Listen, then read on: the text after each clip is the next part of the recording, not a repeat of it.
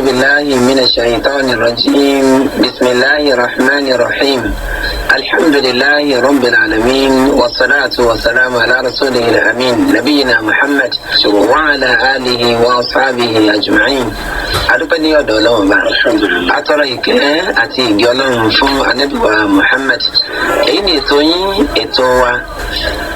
ètò tí a fi ama rẹ̀ ní ìrántí màmá wa Alhaja Elizabeth Babatunde ilé Gomboro Àbọ̀rẹ́rìn ní Èrúwà. Ètò yín Nurul Islam òun náà ló gòrí àtẹ́gùn lálẹ́ tó ní lágbára náà bá àrùn mẹ́ta tí kì í da ọbẹ̀ ẹnu oníbẹ̀ lórí ètò lálẹ́ tó ní. Bàbá wa bàbá àdùnnú bàbá àlùbáríkà tí wọ́n jẹ́ aláṣẹ àti olùdásílẹ̀ ilé ẹ̀kọ́ Madu Najah ní àdúgbò Muslim. Bàbá wa ni wọ́n síwájú tá a tẹ̀lé wọn lálẹ́ tó ní gẹ́gẹ́ bí iṣẹ́ wa. Àkí bàbá ẹkú gbogbo wa kọ́nà kọ́ba ní sanyí ní ẹ̀sán olóore ẹ̀mí gígùn àláfíà ara arzikì tí ó gbáàyè tí ó jẹ ti halal kọ́nà bá ní fìtà àbálọ́rẹ̀ akíyàn káàbọ̀ sórí ètò ti alẹ́ yìí. Assalamu alaikum wa rahmatullahi wa barakatuh. Wa alaikum assalam wa rahmatullahi wa barakatuh. Bákan náà ustad wa fadilatu Sheikh Hizkil Hamza Nyanyanse wọn bẹ lórí ètò lálẹ́ yìí ẹ̀ka wọn rà lé. Assalamu alaikum wa rahmatullahi wa barakatuh. Wa alaikum assalam wa rahmatullahi wa barakatuh. Tọ́ wọn níbi tí ò bá pẹ́ ni ẹnìkan yìí pẹ́ṣẹ́. Ètò ti alẹ́ yìí abùkátà sí púpọ̀ látàrí pé àwọn ẹni ibi Islam jẹ́ ká mọ̀ wípé àwọn ẹni ibi olùṣebí ẹ̀dá wọ́n ń bẹ, àwọn alásàsí alágbélépọ̀tá wọ́n ń bẹ, Islam jẹ́ ká mọ̀ bẹ́ẹ̀. Nígbà wọn ń bẹ gbogbo agbára wọn tí wọn bá lè rí kí wọn ó ní kò sí wọn lè dá aburú kan fi ṣẹ̀dá àfi pẹ̀lú ìyọ̀ǹda Ọlọ́run. Ẹni bá wá ta ọfà sí tọ́fà bá wá mú kí lọ́nà àbáyọ lórí eléyìí kó tó di pé yóò tiẹ̀ wá ṣẹlẹ̀ gángan àwọn nǹkan wo la lè ṣe fọlọ́ọ̀bá tí ó fi dáàbò bò wá kó lọ́wọ́ àwọn ẹni ibú yìí. Eléyìí ni ọ̀rọ̀ tí a máa gbéyẹ̀wò lálẹ́ ètò ní. Àwọn bàbá dùnú bàbá àlùbáríkà wọ́n fi ọ̀rọ̀ sí ẹnu sáàdù wa Hizkil Hamza wọn làwọn ní kí wọ́n wí. Ẹni pé àkórí ìdánilẹ́kọ̀ọ́ tálẹ́ yìí ó ní àwọn ọ̀nà àbáyọ tá a fi bọ́ lọ́wọ́ àwọn ẹni ibi, àwọn alásàsí, àwọn onídá, àwọn olóògùn. Ilé ìjẹun tí wọ́n máa fi ṣe ìdánilẹ́kọ̀ọ́ fún wa ẹni tí ó ṣe òun náà ní sáàdù wa Hizkil Hamza kọ́nà bá ní tọ́ àwọn ọmọ sọ́nà ẹ̀yìn àjẹkáwá nǹkan kan ká fi léjì tàbí ká fi ìdílé fẹ́lẹ́ tó fẹ́ dàlẹ́ ṣẹ́kọ̀ọ́ mẹ́ṣẹ́kọ̀ọ́rọ̀. A'udhu billahi minash shaitanir rajim. Bismillahir rahmanir rahim. وصلى اللهم على سيدنا محمد صلى الله عليه وسلم وعلى آله وصحبه وكل من سلك مسلكه إلى يوم القيامة. adọ́pẹ́ fún Ọlọ́run ọba alágbára tí ó dá tí ò ní kápá nílé lórí, ọba elétò, ọba ọ̀jọ̀gbọ́n, ọba tí ń darí ayé pẹ̀lú bí ó ṣe fẹ́. À ń tọrọ ìkẹ́ àti ìgẹ̀ fún aṣíwájú wa Ànábì wa Muhammad sallallahu alayhi wa sallam. Ìkẹ́ yìí kó máa pín lórí ẹ̀, kó máa bá àwọn aráalé rẹ̀ àti àwọn sàhábà rẹ̀ àti gbogbo àwọn tí wọ́n gbàgbọ́ títí dijọ́ gbèǹde al-qiyama. Gẹ́gẹ́ bí atọ́kùn bí wọ́n ṣe sọ, kọ́nà ọba àlekí ọlá kó bá mi sàlékún dáadáa fún wọn Sheikh Abdulrahman Ọlálékan Muhammad Al-Awwal. Ìdánilẹ́kọ̀ọ́ tó ní ohun tí ó dá lé lórí ni wọ́n sọ fún wa yẹn. Al-wiqayatu min as-sihr qabla wuqu'ihi. Ìwà ìṣọ́ kúrò níbi idán tí wọ́n bá fi dán ní àbí àṣàṣì tí àwọn tí wọ́n mọ ìlò rẹ̀ tí wọ́n bá kó jọ láti sọ́lúyàn síwájú kí nǹkan ìrù tó ṣẹlẹ̀ síyàn. Àwọn nǹkan wo ni Islam gbé kalẹ̀ tí ọmọ ènìyàn lè dúnrí mọ́ nínú ìṣẹ̀mí ayé ẹ̀ tí ó fi lè bọ́ kúrò níbi àṣàṣì àwọn tí wọ́n bá jẹ́ ẹni ibú lórílẹ̀ ayé. Ṣé Ànábì wa Muhammad sallallahu alayhi wa sallam, ẹni tí Ọlọ́run rán sí gbogbo àgbáńlá ayé, kò jù wá sínú òkun kò sì fún wa nígbó tó dísán. Ó jẹ́ kó yé wa pé al-aynu haqq. Àwọn tí nǹkan bú tí ń bẹ lára wọn tí wọ́n lè fojú ojú wọn ṣèyàn ní sùtá wọ́n ń bẹ dáadáa láì ní iyèméjì nínú. ṣùgbọ́n kò sí agbára kan tí ń bẹ lọ́wọ́ wọn fagbára ọba Allah tí ò borí. Eléyìí òun làdí ọkàn gbogbo mùsùlùmí tó bá gbọ́ náà gbọ́ tó sì máa ń tọ́wọ́ àṣẹ láyé. àwọn sọ̀rọ̀sọ̀rọ̀ wọ́n jẹ́ kó yé a pé al-wiqayatu khayrun min al-ilaj. kéèyàn máa wá ìdáàbòbò níbi kí sùtá àdánwò kọ́mọ̀ṣẹlẹ̀ síyàn ọ̀dájú kọ́ ṣẹlẹ̀ kéèyàn ẹsẹ̀ máa wọ́n náà àbáyọ lọ. láàyè yìí àfọlọ́lọ́wọ́ àfi bí ọlọ́run ẹni tí ó kó sínú àdánwò kan àbí kejì ọlọ́run lọ́ba tí yọ ẹ̀dá kan ò lè yọ ẹ̀dá ẹgbẹ́ àwọn afọlọ́ ọlọ́run bẹ lọ́run ọlọ́run bá wa yọ ogun wọn kú mbẹ́ má fi àdánwò ọlọ́run má fi bàtà rẹ̀ àbá àbí àdánwò ẹ̀pọ̀ rẹ̀ ọlọ́run má fi kọ́ sáwọn náà lẹ́gbẹ̀ẹ́. nínú àwọn nǹkan tí ó wà nínú Islam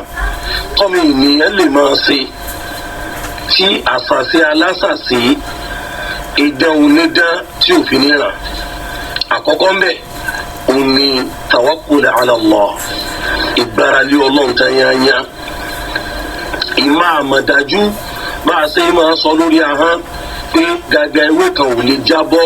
lẹ́yìn ọba tí ń jẹ́ Allah nǹkan kan ò lè ṣẹlẹ̀ nínú ìṣẹ̀mí ayé wa lẹ́yìn ọlọ́run ọba àlekíọ́lá torí pé ẹlòmíì ojú ni tí èkúté tó bá kó sínú polybag tí bá ń rú wúrúwúrú lọ́wọ́ alẹ́ wàhálà ti dé nìyẹn tó bá lè ráǹfààní tó pọ́rọ́ jáde àìmọ̀ iye ojúlé òní ọ̀yà tí ó sọ pé àdánwò ti dé ọmọnìyàn ó ní ìgboyà àti ìgbókàn àti ìmàmọ̀dájú wípé kò sí ohun tó lè ṣẹlẹ̀ nínú ìṣẹ̀mí ayé òun tó náà bá àlékè ọlọ́run ní màá sí ọkàn rẹ̀ ó sopọ̀ mọ́ náà gbogbo àlámọ̀rí rẹ̀ yóò kó lé ọba tí ń jẹ́ Allahu lọ́wọ́ yóò sì máa mọ̀dájú wípé ìnira kan ò lè ṣẹlẹ̀ sí òun nínú ìṣẹ̀mí ayé lẹ́yìn ọba tí ń jẹ́ Allah kódà ẹ̀rọ ẹ̀rí báyìí yóò máa bá najú ní gbogbo ìgbà àti ní gbogbo àsìkò ọ̀rọ̀ tí ànábì wa Muhammad sallallahu alayhi wa sallam sọ yìí pé wa'lam lọ́ọ́ máa mọ̀dájú annal ummata gbogbo tí ń jẹ́ ìjọ lawijtama'at tí a bá kójọ ala an yanfa'uka bi shay báwọn fẹ́ sí ọ láǹfààní kìíní kan yóò máa mọ̀ dájú wípé lam yanfa'uka illa bi shay'in qad kataba Allahu lak wọn ò lè dáǹfààní kankan ṣe fún un àfintọ́lọ́wọ́ bá lè kí ọlá bá ti kà kọ́ọ́lẹ̀ rẹ̀ pé yóò dáǹfààní òun. nídàkejì yóò tún máa mọ̀ dájú wípé tí àwọn èèyàn ibà tó kójọ àlá ayé tó rúkà àwọn fẹ́ fi ìnira kan kàn ọ́ àwọn fẹ́ fi ayé dààmú rẹ̀ ọmọnìyàn mọ̀ dájú wípé wọn ò tó bẹ́ẹ̀ ẹni tó lè fi ìnira kankan òun illa bi shay'in qad kataba Allahu alayk àfintọ́lọ́mbà ti kọ́lẹ̀ pé yọ ṣẹlẹ̀ síyàn nínira pẹ̀lú ìdílé yóò máa mọ̀dájú wípé rufi'atil aqlam gègé tí wọ́n fi ń kọ ìnira ọ̀bọ àǹfààní ọ̀bọ gègé yẹn wọ́n ti ka sókè báyìí wa jaffati suhuf ibi tí wọ́n kọ sí lákàdá tí wọ́n kọ sí ó ti gbẹ tiyínkì rẹ̀ ìyẹn ni Yorùbá náà máa ń sọ nínú ọ̀rọ̀ wọn pé àkọọ́lẹ̀ ti gbẹ ẹni tí wọ́n lé tí wọ́n bá wọn ni àkọọ́lẹ̀ ti gbẹ àwọn ẹlòmíì tí wọ́n bá sọ àsọgbọnú wọn ni àwọn bàbá rẹ̀ ti parí iṣẹ́ fún torí pé àkọọ́lẹ̀ Ọlọ́run ti gbẹ ó pé wọn ò lé wọn níbà ọmọnìyàn tí wọ́n bá sì lé tí wọ́n bá àkọọ́lẹ̀ náà ti gbẹ pé wọ́n lé wọn bá nǹkan àkọ́kọ́ nù èyí ò ní àgbéyèlé tó yanjú nínú ọba tí ń jẹ́ Allah ẹ̀mí ẹlòmíì ọba lẹ̀ ìyẹn ló mú nígbà tí anabi Yusuf aleyhi salatu wa salam ti ń bá àwọn méjì tó pàdé nínú ẹ̀wọ̀n àbí tí wọ́n jọ pàdé pọ̀ nínú ẹ̀wọ̀n tí ń bá wọn sọ nígbà tí wọ́n ń sọ fún pé kọ́rọ̀ àlàfà wọn ètò ọkọ̀ sí fún wọn ní nasiha ọkọ̀ sí wá sí fún wọn pé arbabun mutafarriqun àwọn ọlọ́run tó pín yẹlẹyẹlẹ tí èèyàn lọ kọ́rọ̀ yín bá ẹlòmíì pẹ̀ntọ́ wà nulẹ̀ babaláwo ẹlòmíì àfa ní ọlọ́ba ẹlòmíì ẹni tí ò fa òní ọlọ́ba láti lè wọ́ ọ̀nà àbáyọ sísẹ̀mí ayé rẹ̀ gbogbo ejò jíjẹ ni sáwọn ló lóore jù ní Amillahil wahidul qahhar Amillah al-wahid al-qahhar àbí ọlọ́run ọba kan ṣoṣo ọba tí ọ̀dà tí ò ní kápá ni. eléyìí ó ń gbẹ̀tùmọ̀ wáyé pé àtèmi àtiwọ́ a gbọ́dọ̀ máa mọ̀ dájú wípé ọlọ́run nìkan ṣoṣo òun lèèyàn gbára lé nínú ìṣẹ̀mí ayé. ọlọ́run sì sọ ilé lásọ̀yán ní Suratul Baqara àyà 102 ọlọ́run jẹ́ kó yá pé gbogbo tí wọ́n bá sà lásàsí ohun kí máa rìn tí wọ́n bá dojú rẹ̀ kọ gbogbo tí wọ́n bá pè ní dán tí wọ́n dojú ẹ̀kọ́ yàn ohun kí máa ṣiṣẹ́ lára ẹni tí wọ́n bá dàlù. ọlọ́run ní wa ma hum bidarrina bihi min ahad illa bi'idhnillah. tí wọ́n ń ṣe kò lè ní ẹnì kankan lára kò lè kó ìdààmú dààbò bá ẹnì kankan illa bi'idhnillah àfi tọ́lọ́run bá yọ̀ǹda. ọba tí ó wà yọ̀ǹda òun lọ́ba tá a gbọ́dọ̀ gbára lé awwalan wa akhiran lákọ̀ọ́kọ́ àti nígbẹ̀yìn a gbọ́dọ̀ ṣe nǹkan kan a gbọ́dọ̀ gbára lé nǹkan kan mí lẹ́yìn ọba tí ń jẹ́ Allah ìyẹn jẹ́ nǹkan alákọ̀ọ́kọ́. nǹkan ẹlẹ́ẹ̀kejì òun ni al-ikthar min dhikrillahi ta'ala kéèyàn pọ̀ lẹ́yìn tí wọ́n máa rántí Ọlọ́run dípò tó fi jẹ́ pé gbogbo ìgbà gbogbo sẹ̀mí ayé ẹ̀ orin lọ́ọ́ máa kọ ọkọrin òwe dánwò ọkọrin ìbàjẹ́ dánwò gbogbo orin tàkasúfè òun lọ́ọ́ máa kọ gbogbo orin èyí tí wọ́n fi bọ́ obìnrin sí òòrù òun lọ́ọ́ máa kọ dípò tí lẹ́yìn ó fi gba ìsẹ̀mí ayé rẹ̀ kan ẹlòmíì yóò jókòó ti fíìmù lọ́rùn ní 24 hours ọgbọ́dọ̀ jẹ́ ẹni tí ó pọ̀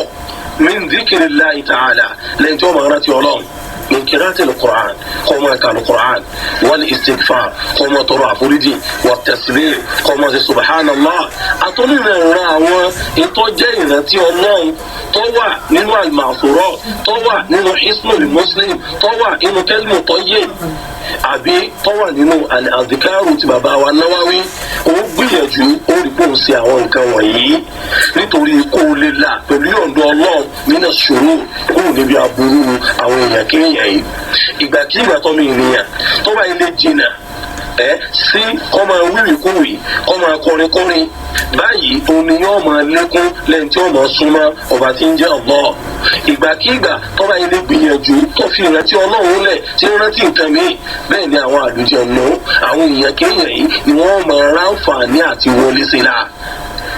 orin àti gbogbo orinṣẹ́ rẹ̀ nínú tí máa fa àwọn olójú ubú àtàwọn èèyàn kéèyàn tí máa súnmọ́ mẹ́ẹ̀ẹ́dẹ́ ènìyàn ni ìyẹn gbọ́dọ̀ gbìyànjú láti jìnnà sí i. Qala Ibn Qayyim bàbá wa Ibn Qayyim wọ́n sọ yí pé falqalb ẹ̀rí ọkàn idha kana mumtali'an min Allahi ma'muran bi dhikrihi tọ́kàn yẹn bá kún kẹ́kẹ́kẹ́ fún ìrántí Ọlọ́run tó kún kẹ́kẹ́kẹ́ fún ìmọ̀ ìrántí ọba tí ń jẹ́ Allah irú ẹni bẹ́ẹ̀ yóò dojúkọ oníranran àwọn ìpèpè èyí tí máa ń lani kúrò lọ́dọ̀ àwọn èèyàn kéèyàn níbi ká máa rántí Ọlọ́run níbi ká máa ṣe àwọn nǹkan ìwàásọ̀ èyí tí Ànábì Muhammad sallallahu alaihi wasallam tó júwe rẹ̀ fún wa. ahọ́n rẹ̀ kò ní gbẹ fúrúfúrú yóò máa tutù gbọ̀dọ̀gbọ̀dọ̀ pẹ̀lú pé yóò máa rántí Ọlọ́run bá àdékè ọlá ni ẹni tí ọba ilé ń dúró máa ìrántí Ọlọ́run yìí nínú àwọn okùnfà tó tóbi tí máa ń lé aburú jìnnà sẹ́dà òǹlẹ́lẹ́yìn wà ọfẹ́ jẹun ọ̀rántí Ọlọ́run ọjẹntán ọ̀rántí Ọlọ́run ọfẹ́ wọlé ìgbọ̀nsẹ̀ ọ̀rántí Ọlọ́run ọjáde kú ńbẹ̀ ọ̀rántí Ọlọ́run ọfẹ́ wọṣọ ọ̀rántí Ọlọ́run àrásán ọ̀rántí Ọlọ́run gbogbo ń tọ́ fẹ́ ṣe inú sẹ̀mí ayé rẹ̀ gbogbo ẹ̀ pátápátá pẹ̀lú ìrántí ọba tí ń jẹ́ Allahu ni gbogbo tí ń jẹ́ àṣàṣe àtàwọn alásàṣe òun rí nǹkan kan lè gbèsè lára rẹ̀ bó ti wulẹ̀ kọ́ ma. ẹlẹ́ẹ̀kẹta nínú okùnfà tí ọmọnìyàn fi máa ń là kúrò níbi àṣàṣe àwọn alásàṣe òun ni al-bu'd 'anil ma'asi òun ni kéèyàn ó jìnnà sí gbogbo tí ń jẹ́ṣẹ̀ khasatan al-istima'u ila al-aghani pàápàá jùlọ ní àdáyẹrí kéèyàn máa tẹ́tí gbọ́ orin gbogbo tí ń jẹ́ orin àtàwọn ọmọ ìyá rẹ̀ ìtì ń bẹ lábẹ́ rẹ̀ tí wọ́n fi tẹ́ òun làwọn èèyàn kéèyàn àtàwọn àlùjànnú gbogbo tí wọ́n ń jẹ́ ẹ̀ṣẹ̀ pátápátá sílẹ̀ ní ọtí mímu ní àtàyèmọ́ iye àwọn akẹgbẹ́ rẹ̀ èèyàn gbọ́dọ̀ gbìyànjú àti jìnnà sí torí pé fa inna min a'zam jalbi shayatin nínú tó tóbi jù tí máa ń fa àwọn olórí ibú èèyàn súnmáyàn òun ni ẹ̀ṣẹ̀ ẹ̀ ń bá ti ń dẹ́ṣẹ̀ káti mọ̀ yìí pé gbogbo tí wọ́n bá náwó rẹ̀ sí pátápátá òní ọ̀jẹ̀ tiẹ̀ lóbi jẹ́ pé ń jọ ẹ̀ máa ń ṣe sìnà irú ẹni bẹ́ẹ̀ ó lè ta tí rúbà ó lè máa tàkìtì ó lè máa mú mi àmúlérí ara wọn ó lè máa kọ onírìnrìn àṣàṣì tí wọ́n bá ti dẹ́lẹ̀ fún báyìí kíákíá òní yóò gbèrú ẹni bẹ́ẹ̀ tí yóò máa fi hàn wípé jíjìnà sẹ́sẹ̀ yìí máa ń mú ìbàlẹ̀ ọkàn àti ìmájẹ̀ kí àṣàṣì alásàṣì ọ̀ràn ọmọ ẹ̀dẹ́ ènìyàn ni. eléyìí ọjẹ́ ẹlẹ́ẹ̀kẹta. ẹlẹ́ẹ̀kẹrin òun ni al-muhafadha ala salati al-fajri jama'atan ma'a al-muslimina fil masajid. òun ni kéèyàn gbìyànjú kó máa sọ àti máa kí gbogbo òun pàápàá jùlọ ìrun àsùbá kó kí ní jàmá pẹ̀lú àwọn mùsùlùmí nínú mọ́sálásí. kó má jẹ́ pé yóò máa dá tiẹ̀ kí nínú ilé ni. kí ló bí Ànábì wa Muhammad sallallahu alayhi wa sallam sọ pé ẹnikẹ́ni tó bá ilé kírun àsùbá ní jàmá nínú mọ́sálásí fa huwa fi dimmati Allah, ó ti wà lábẹ́ ààbò ọba tí ń jẹ́ Allah. nítorí kí ni torí pé kírun àsùbá ní jàmá àtẹ̀mí àti ẹ á máa sojú kòkòrò láti kírun àsùbá wa ní jàmá. kò ní jẹ́ pé ìṣòro ìta lọ tá a ti ń jó tá a ti yan àwọn náfìlà kan èyí tó lọ́wọ́ bá lékè ọlá tí yóò pè wá sí pé ká lọ yàn tó jẹ́ pé eérú gbóná òun la fi ń sàlùwalẹ̀ tó wá di àsìkò òun àsùbá téèyàn wá sùn fanfanfan ibi ìsọ́wà òun la gbójú rẹ̀ yẹn ibi tí ò sí sọ òun la gbìyànjú tí a kára màsíkì mọ́ ó túmọ̀ sí pé àṣàìtàn la'natullahi alayhi àtòun àtàwọn ọmọ ìyá rẹ̀ òun ní rìn wá káàkiri lọ síbi nǹkan tí ò lábọ̀ tọ́lọ́wọ́ bá lékè ọlá tí ò ní gbà lọ́wọ́ ẹ̀rú. ká gbìyànjú kárí pé wọn àsùbá wa à ń kí ní jàmá ní gbogbo àsìkò àti ní gbogbo ìgbà nítorí kálíbà wà lábẹ́ ìsọ̀ọba tí ń jẹ́ Allah. ẹlẹ́ẹ̀karùn-ún òní qira'atu suratul Baqara fil bayt. kí ẹ gbìyànjú ọmọnìyàn tí ò fẹ́ kásà sí àwọn alásàsí kọ́ràn hùn tí ò tiẹ̀ fẹ́ gbóòórùn ẹ̀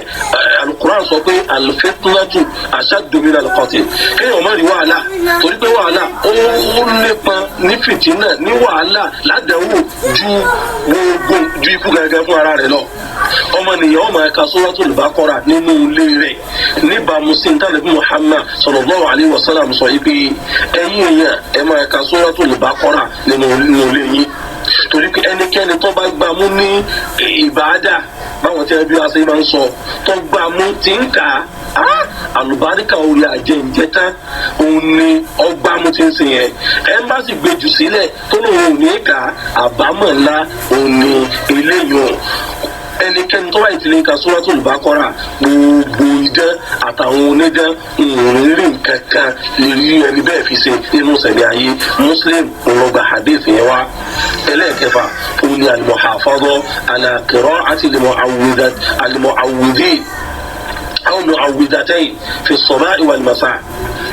ká máa sọ láti máa ka qul a'udhu kìíní kejì láàárọ̀ àti ní àṣálẹ́ tó wà nínú Muhammad sallallahu alayhi wa sallam ó sọ àsọtẹ́lẹ̀ rẹ̀ fún Uqba bin Amir radiyallahu anhuma ó ní kí ó gbìyànjú kó rí wípé ó ń ka qul a'udhu kìíní kejì ó ń fi ọlọ́run ọba Allah ó fi ń wá sọ kúrò níbi gbogbo àwọn èèyàn kéèyàn kódà wa min sharri hasidin idha hasada yóò tún wá sọ níbi oníkèéta nígbà tí bá ń ṣe kèéta rẹ̀ torí pé oníkèéta kò sí nǹkan kan ní ti ń ṣe kò sí ti ń wá ju wípé ń fẹ́ kí dẹ́kun àánú ọlọ́run ti ń bẹ lọ́dọ̀ ọmọ ìyá àwọn káwọn èèyàn fi ń pèlè yàn ọfẹ́ kọ́ parẹ́ ọfẹ́ kó kú lára ẹ̀ kódà kọ́ mọ̀ jẹ́jẹ́ níbi kíka sóra kìíní kejì yìí èèyàn ọbẹ̀ ọba àmọ́rùn níbẹ̀ nínú tí ẹ̀ gbọ́dọ̀ dùn ní mọ́ ní gbogbo ìgbà àti gbogbo àsìkò nìyẹn. Abu Dawud ọlọ́gba hadith yẹn wá Ibn Qayyim wọ́n tún wá sọ̀rọ̀ lórí abala yìí wọ́n ní hajatul abid ila al-isti'adha bi hatayni suratayn bùkátà ọmọnìyàn ẹrú ọmọnìyàn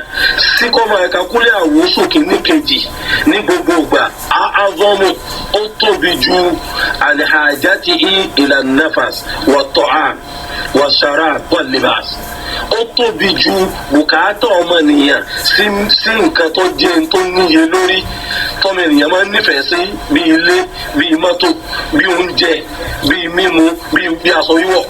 kọ́mọnìyàn máa ka qul a'udhu kìíní kejì lẹ́yìn tí fi ń wá sọ kúrò níbi àṣàsí àwọn alásàsí àti idán àwọn onídán. ètò jẹ́ ẹlẹ́ẹ̀kejì oni al-ikthar min ta'awwud bi kalimati llahi at-tammat min sharri ma khalaq fi al-layl wan-nahar kápọ̀ lẹ́ni tí wọ́n máa ṣe gbólóhùn yìí láàárọ̀ ni àti lálẹ́ àti ní ọ̀sán. gbólóhùn yìí ká gbìyànjú kó di káríkárí bá ń ṣe é nígbàkigbà tá a bá ti sọ̀kalẹ̀ séyìíkéyìí ààyè kan, inú ilé ni o àbí ìta gbangba, inú desert ibi tí ò sí koríko kankan bẹ̀ ni o àbí tó jẹ́ àbí inú igbó. torí bá nàbí wa Muhammad sallam sọ yìí pé man nazala manzilan ẹ̀ ń bá sọ̀kalẹ̀ sáàyè kan faqal tó wá sọ yìí pé a'udhu bi kalimati llahi tammati min sharri ma khalaq.